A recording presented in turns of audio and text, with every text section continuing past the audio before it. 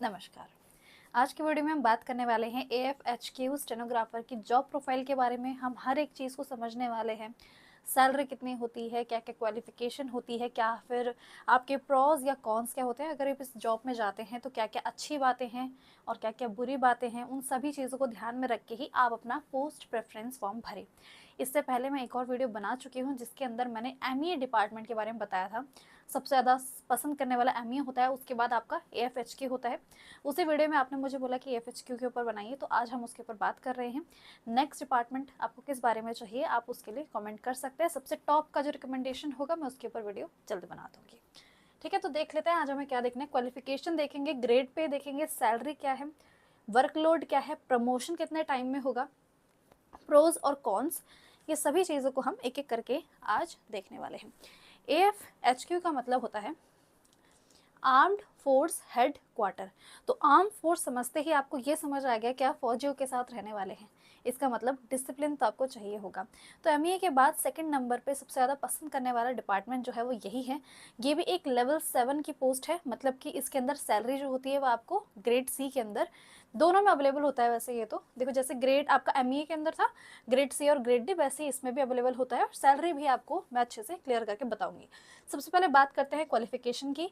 तो इस अगर कोई बिल्कुल न्यू है, वो पहली बार ये वीडियो को देख रहा है, उसने एसएससी स्टेनोग्राफर के बारे में कोई जानकारी नहीं है, तो ये समझ लीजिए आप 12th पास होने चाहिए, आपको शॉर्ट हैंड आनी चाहिए और आप एसएससी स्टेनोग्राफर करके एग्जामिनेशन को क्रैक करते हैं, उसके बाद आपको ये पोस्ट देखने को मिलेगी। हम इसके बारे में बात कर रहे हैं, ठीक है। तो ये तो आपको बताने की ज़रूरत थी नहीं, बट पिछले वीडियो में सबने बोला कि मैम क्या क्वालिफिकेशन है ये बता दीजिए, तो ये आपको ध्यान में रखना है। 12th में कितने मार्क्स आए हैं इससे कुछ खास महत्व नहीं पड़ता है। ग्रेड पे क्या है, तो ये भी दो ग्रेड पे अवेलेबल है। ग्रेड सी आपका 4600 ग्रेड पे का और ग्रेड डी आपका 2400 ग्रेड पे का। देखो ये लेवल 4 की जॉब है, ठीक है, और ये लेवल 7 की जॉब है।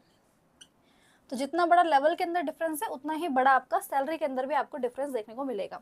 बात कर लेते हैं सैलरी इसकी कितनी रहने वाली है। तो अगर आप ग्रेड सी में हैं 4600 ग्रेड पे के हिसाब से आपकी 80 से 85 हज़ार की सैलरी बनती है। अप्रॉक्स आप मान सकते हैं कि 82 तक की आपकी सैलरी बन जाती है। ग्रेड डी के अंदर आपका वही रहता है 45 से 50 तक की। इसके अंदर आपका 48,000 तक की सैलरी बन जाती है। अच्छा, अंतर क्या है इन दोनों में, देखो इसके अंदर आपकी शॉर्ट हैंड की स्पीड कम मांगी जाती है और ये लेवल 4 की जॉब है, इसके अंदर कट ऑफ कम जाती है, ये हिसाब होता है। तो अगर आपकी कट ऑफ कम गई है तो आप ग्रेड डी के लिए भी अप्लाई कर सकते हैं। अगर आप अच्छे कट ऑफ पे आ रहे हैं तो आप ग्रेड सी के अंदर यही पोस्ट जो होती है सबसे ज़्यादा पसंद करने वाली आपके लिए होने वाली है। वर्क प्रोफाइल की अगर हम बात करें तो जैसे कि बाकी अदर डिपार्टमेंट के अंदर होता है, आप एज अ असिस्टेंट काम करते हैं, ठीक है, आप एज अ असिस्टेंट काम करते हैं। वही सारे काम जो भी आपका सीनियर ऑफिसर होगा आप उसको असिस्ट करेंगे, जो कि सभी डिपार्टमेंट देख लीजिए वहाँ पे हर जगह पे आपको एक जैसा ही काम आपको देखने को मिलने वाला है। यहाँ पर अगर मैं बता दूँ एक और चीज़ कि असिस्टेंट के आप हैं तो यहाँ पे कुछ ऐसा होता है कि आपको करेक्ट टाइमिंग पे आना होगा, ठीक है, इस चीज़ का ध्यान रखिए। ऐसा नहीं हो सकता, ऐसे बाकी अदर डिपार्टमेंट के हिसाब से बताऊँ तो लोग डिले भी चल जाते हैं, बट यहाँ पे ऐसा नहीं होता है। अगर 9 बजे का टाइम है तो आपको 9 बजे वहाँ पहुँचना ही होगा। 9 से 5:30 बजे छुट्टी हो रही है, आप बाहर निकल रहे हैं तो 5:30 बजे आप निकलेंगे वहाँ से, तो 9 बजे का टाइम आप ज़रूर ध्यान में रखिए। बट अगर मैं एक और चीज़ आपको बताऊँ तो अगर मैं आपको ऐसे बताऊँ कि जो एएफएचक्यू डिपार्टमेंट के अंदर उनसे मेरी बात हुई है, उन्होंने कहा है कि मैम इतना ज़्यादा नहीं होता है कि एग्जैक्ट 9 बजे होना चाहिए, ऑफ कोर्स नहीं होता है। 9:15 तक भी चीज़ें काम चल जाती है, बट अगर आप हर बार 9:15 पे ही आ रहे हैं तो वो भी दिक्कत होगा। ये कह रही हूँ कि हफ्ते में अगर एक बार ऐसा हो भी जाता है, 1-2 बार, तो ऐसी दिक्कतें कुछ खास नहीं आती है, कोई नोटिस आपके पास नहीं देखने को मिलेगा। पर मैं तो आपको यही कहूँगी कि आप फौजियों के साथ रहने वाले तो डिसिप्लिन ज़रूर रखें, टाइम का महत्व समझे, और 9 बजे पहुंचना है तो मतलब 9 बजे ही पहुंचना है। किसी और रीज़न की वजह से, ट्रैफिक की वजह से अगर 15 मिनट लेट भी हो जाता है, 15 मिनट तक झेला जा सकता है उनके द्वारा, वरना उसके आगे तो आपको खुद अपने ऊपर देखना होगा, ठीक है। तो इसमें जो टाइम होता है काम करने का वो 8 से 9 घंटे होते हैं।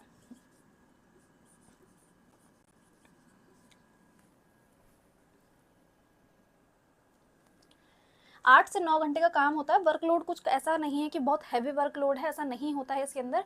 वर्कलोड ठीक ठीक सा होता है। कभी कभी ऐसा होता है कि भाई कोई अर्जेंट काम आ गया है एकदम, जिस टाइम 5 बजे, शाम को 5 बजे काम आ गया, तो कभी कभी ओकेजनली आपको लेट देखने को मिलेगा, 1 आध घंटा लेट हो जाएगा, 6 साढ़े 6 बजे तक भी जाते हैं, बट वो बहुत रेयर होता है, मान लीजिए महीने में 1-2 बार बस, वरना आपको 8 से 9 घंटे की जॉब करनी होगी, उसके बाद अपना आप घर जा सकते हो।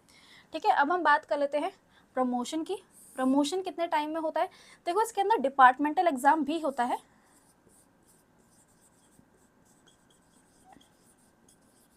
तो अगर आप डिपार्टमेंटल एग्जाम क्रैक कर लेते हैं, अच्छा स्कोर कर लेते हैं, तो आप जा सकते हैं, वरना इसका जो यूजुअल टाइम है वो सेम ही है जैसा कि आपको ग्रेड डी के अंदर देखने को मिलेगा।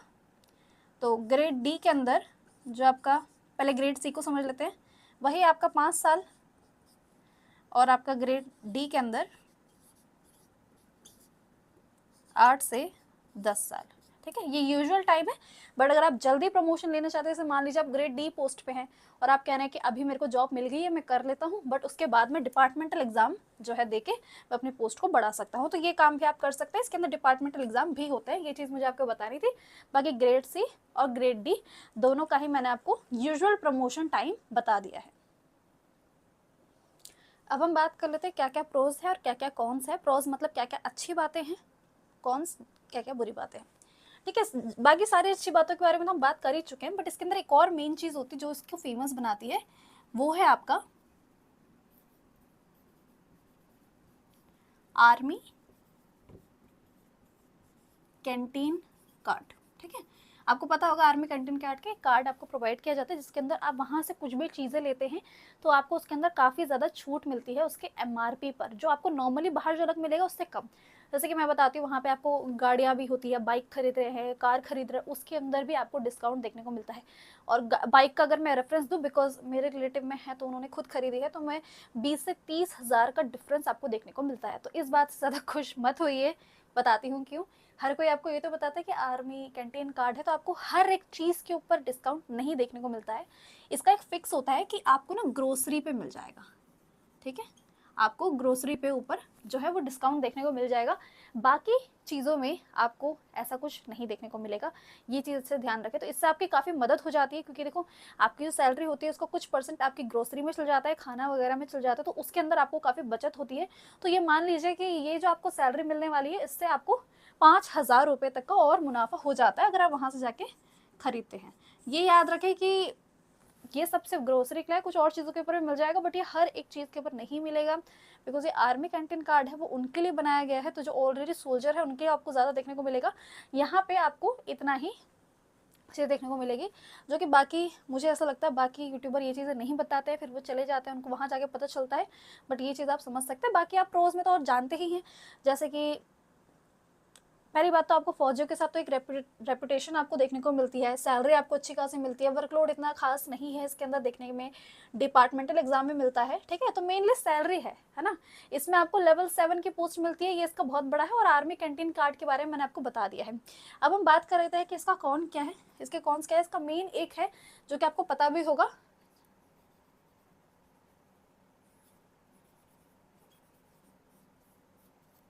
Smartphone not allowed. ठीक है, आप अपना फ़ोन लेके नहीं जा सकते हो, ये चीज़ मैं आपको समझाती हूँ। इसके ऊपर भी काफ़ी बातें हैं, बट मैं क्लियर कर देती हूँ। यहाँ पे आपको फ़ोन ले जाना अलाउड नहीं है। इसका मतलब आप फ़ोन रख के जाएंगे, जब भी आप काम करने जाएंगे तो आपके पास आपका फ़ोन नहीं होना चाहिए। इस चीज़ को, फैक्ट को ज़रूर कंसिडर करें। एमईए के अंदर ऐसा नहीं होता है, यहाँ पे आपको देखने को मिलता है फ़ोन आपका रखा रहेगा, आप अंदर लेके नहीं जाएंगे। एक और चीज़ क्लियर कर देती हूँ कि भाई कर सकते हैं, देखो अगर कोई न्यू ज्वाइन होता है तो 1-2 साल तक तो वो बिल्कुल रूल्स के हिसाब से चलता है, बट मैंने जिनसे बात की उन्होंने कहा है कि ऐसा नहीं है कि आप घर छोड़ के आएंगे, आपको वहाँ लॉकर दिया जाता है, आप उसे बेसिकली लॉकर के अंदर रख लेते हैं, आप उसे लॉकर के अंदर रख सकते हैं। और ले जाने वाले देखो ले भी जाते हैं, सच बताऊँ मैं तुम्हें तो ले जाने वाले ले भी जाते हैं, अपने रिस्क के ऊपर आपको ले जाना होता है, थोड़े बहुत आगे जाके अपने हिसाब से कर सकते हो, बट ये चीज़ दिमाग में रखना कि स्मार्टफोन आपका अलाउड नहीं होता है। दूसरा इसके अंदर है कि मैं इसको कॉन्स की तरह लिखूँ कि नहीं लिखूँ मुझे नहीं पता, बट यहाँ पे डिसिप्लिन में आपको बहुत रहना होगा। मैं लिख नहीं रही हूँ, बट टाइम का बहुत ज़्यादा आपको पंक्चुअल रहना होगा। जिस टाइम पे बुला रही हूँ उसी टाइम पे आपको आना होगा, हर एक चीज़ करनी होगी, कभी कभी डिले भी हो सकता है, वो भी होगा। एक और चीज़ मैं आपको बता देती हूँ, मैं यहाँ पे लिखूंगी नहीं, मैं आपको बताती हूँ। बहुतों का कहना है कि वहाँ पे आपको फॉल्स लेवल से बोला जाता है, मतलब कि फौजी वगैरह लो जो, आप सुन के बड़ी आपको लगेगा कि क्या बोल रहे हैं मैम, बट एक्चुअल रियलिटी है कि वो गाली वगैरह ज़्यादा देते हैं, माहौल उनका ऐसा रहता है तो वो गाली वगैरह ज़्यादा देते हैं, जो कि आपको पता होना चाहिए मेरे हिसाब से। तो वहाँ ये माहौल रहता है, तो क्या पता आपको भी ऐसा देखने को मिले। तो देखो मैं आपको जब बताऊँ, जिनसे मेरी बात हुई उन्होंने कहा ऐसा नहीं होता है, वो आपस में कर रहे हैं, आपको उनसे मतलब नहीं है ना। आपके ऑफिसर लोग आपस में कर रहे हैं, वैसा ऐसा होता तो नहीं है ज़्यादातर जगहों पे, बट जहाँ पे भी वो होता है उनमें भी आपको दिक्कतें नहीं है, बिकॉज वो आपको कुछ नहीं कहेंगे, आपकी डिग्निटी के ऊपर कोई आरोप नहीं लगने वाला है, वो अपने आपस में कर रहे हैं, तो उससे आपको मतलब नहीं होना चाहिए। तो अगर ये आप, अब मैं ये सोच रही थी कि आप कहीं कमेंट में यही मुझसे ना पूछने लगे, तो मैं यही क्लियर कर देती हूँ कि स्मार्टफोन के बारे में मैंने आपको बता दिया, अलाउड नहीं होता है, लॉकर में आपको रख के जाना होगा, काम खत्म करके आप वापस आके ले सकते हो। दूसरी चीज़, फॉल लैंग्वेज वाला जो है वो इतना खास आपको यहाँ पे देखने को नहीं मिलेगा। आप अच्छे लेवल पे जा रहे हो तो ऐसी चीज़ आपको देखने को नहीं मिलेंगी, ठीक है। बाकी पर्सनल काम अगर मैं कहूँ कि ऑफिसर का पर्सनल काम तो देखो थोड़ा बहुत तो करना पड़ेगा, ये सच्चाई है। फिर मुझे बोलेंगे कि मैम आप तो स्टेनोग्राफर के लिए गलत गलत बोलती रहती है। गलत गलत नहीं कहती हूँ, सच्चाई बताती हूँ, जो कि ग्राउंड रियलिटी उसकी पर बात करती हूँ। थोड़ा बहुत आपको पर्सनल काम करना पड़ता है, ठीक है। कुछ भी हो सकता है, वैसे तो बेसिक जो उनके काम होते हैं वही करने होते हैं, वरना कभी कभी वो एक आध चीज़ बोल देते हैं तो वो है। बाकी आर्मी के साथ एसोसिएट करके आपको काफ़ी अच्छी रेपुटेशन देखने को मिलती है, जो कि हमने सारी चीज़ों के ऊपर यहाँ पे बात कर ली है। तो एक बार हम सारी चीज़ों पे नज़र डाले थे। ग्रेड पे के बारे में हम बात कर चुके हैं, सैलरी मैंने आपको बता दी है। इसके अंदर सैलरी आप 5,000 और जोड़ लो, वैसे एक्चुअल में मिलेगी नहीं, बट आपको आपके ग्रॉसरी पे, आपके खर्चों पे कम मिल जाएगा, तो ऑफकोर्स आपकी सैलरी ज़्यादा बची जाती है एक तरीके से। देखिए वर्क प्रोफाइल मैंने आपको बता दिया, असिस्टेंट की तरह काम करते हैं, 8 से 9 घंटे की ड्यूटी होती है। 8-9 बजे आपको वहाँ पहुँचना होगा, 9:30 तक भी, 9:30 पे पहुँचोगे तो भाई नोटिस पहुँच जाएगा, बट 1-2 दिन अगर ऐसा हो जाता है कि 9:15 हो जाता है तो काम चल सकता है। प्रमोशन के बारे में बता दिया, डिपार्टमेंटल एग्जाम है, और यूजुअल प्रमोशन जो है ये यूजुअल है, मतलब बाकी अदर डिपार्टमेंट में भी इतने टाइम में आपको देखने को मिलता है। ये यूजुअल प्रमोशन मैंने बता दिया। प्रोज एंड कॉन्स में मैंने चीज़ आपको बता दी। आर्मी कैंटीन कार्ड के बारे में ये चीज़ ज़रूर याद रखना, बाकी आप देख सकते हो, ठीक है। यहाँ पे हम इस वीडियो को समअप कर सकते हैं और मिलते हैं फिर हम नेक्स्ट वीडियो में। बताइएगा कि आपको नेक्स्ट वीडियो कौन से टॉपिक के ऊपर चाहिए, कौन से डिपार्टमेंट के बारे में हम जाते हैं। जब तक हमारा पोस्ट प्रेफरेंस फॉर्म्स नहीं आता है तब तक तो हम इन टॉपिक के ऊपर बनाते रहेंगे वीडियो। आप ज़रूर बताइए कि नेक्स्ट कौन सा डिपार्टमेंट, मेरे हिसाब से आप कहने वाले हैं IB या फिर CBIC, है ना, यही जो है उसके ऊपर हम काम करेंगे। और यहाँ पे हम खत्म करते हैं। अगर आपने ME वाली वीडियो अभी तक नहीं देखी है तो इससे पहले मैंने पोस्ट कर दिए। बाकी अगर आप ये जानना चाहते हैं कि कौन से डिपार्टमेंट जिसके अंदर वर्कलोड कम होता है, ऐसे कौन सा डिपार्टमेंट है जिसके अंदर दिल्ली की पोस्टिंग मिलती है, और ऐसे कौन सा डिपार्टमेंट है जिसके अंदर आपका जो प्रमोशन है वो जल्दी हो जाता है, तो उसके रिलेटेड भी मैं वीडियो बना चुकी हूँ। प्लेलिस्ट आपको अभी यहाँ पे देखने को मिल जाएगी, यहाँ पे आप क्लिक करके इसे देख सकते हैं। मिलते हैं फिर नेक्स्ट वीडियो में।